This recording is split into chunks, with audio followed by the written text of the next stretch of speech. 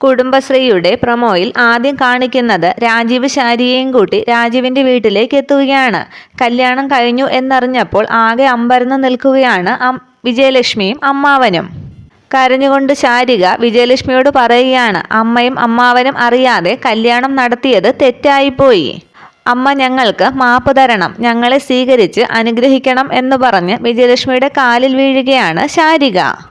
ആകെ ദേഷ്യപ്പെട്ടു നിൽക്കുന്ന വിജയലക്ഷ്മി അന്നേരം ശാരികയെ കൈകൊണ്ട് ദൂരേക്ക് തള്ളുകയാണ്. ആ തള്ളലിൽ ശാരിക ചെന്ന് വീഴുകയും ചെയ്യുന്നു. ശാരി എന്നും പറഞ്ഞ് ശാരികയെ പിടിച്ചെഴുന്നേൽപ്പിച്ചിട്ട് അമ്മയെന്ന് ദേഷ്യത്തോടെ വിളിക്കുകയാണ് രാജീവ്. തുടർന്ന് വിജയലക്ഷ്മി ശാരികയുടെ കഴുത്തിൽ കിടക്കുന്ന താലി വലിച്ചു പൊട്ടിച്ചിട്ട് ശാരികയ്ക്ക് നേരെ നീട്ടിയിട്ട് പറയുകയാണ്, ഇതാ ഇവൻ കെട്ടിയ താലി. വിജയലക്ഷ്മിയുടെ ഈ പ്രവൃത്തിയിൽ ആകെ സങ്കടപ്പെട്ടു നിൽക്കുകയാണ് ശാരിക. തുടർന്ന് അമ്മയെന്ന് ഉറക്കെ വിളിച്ച് രാജീവ് വിജയലക്ഷ്മിയെ കാര്യങ്ങൾ പറഞ്ഞ് മനസ്സിലാക്കാൻ ശ്രമിക്കുന്നുണ്ടെങ്കിലും വിജയലക്ഷ്മി അതൊന്നും കേൾക്കാൻ തയ്യാറാകുന്നില്ല.